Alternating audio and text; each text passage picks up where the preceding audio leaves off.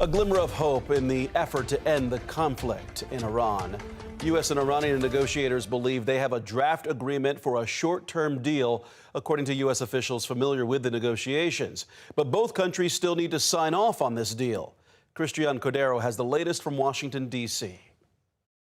Today, another attempt to potentially break the deadlock between the U.S. and Iran. U.S. sources with knowledge of the negotiations say American and Iranian negotiators agree on a proposal to formally extend the current ceasefire and reopen the Strait of Hormuz. Neither President Trump nor the Iranian regime have signed off on the agreement, but sources say they believe the plan on the table can win support from both countries. It comes just hours after back-and-forth airstrikes across the Middle East.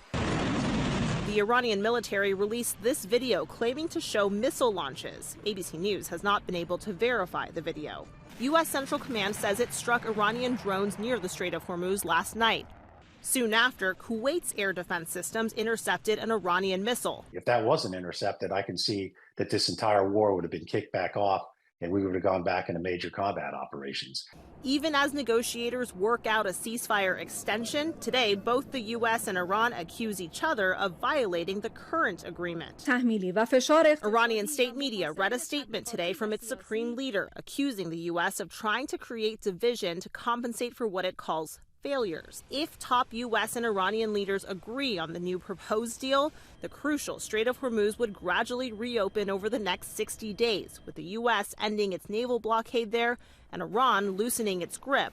Iran insists it has sovereignty over the strait, while the Trump administration is adamant the regime will not control the strait long term. Nothing is going to be on the table until we see the Strait of Hormuz open and the Iranians agree that they have to turn over the highly enriched uranium and that they can't have a nuclear program. One thing not hashed out in the new proposal, Iran's future nuclear capabilities. The short-term deal would allow for a 60-day window to negotiate that issue. Christian Cordero, ABC News, Washington.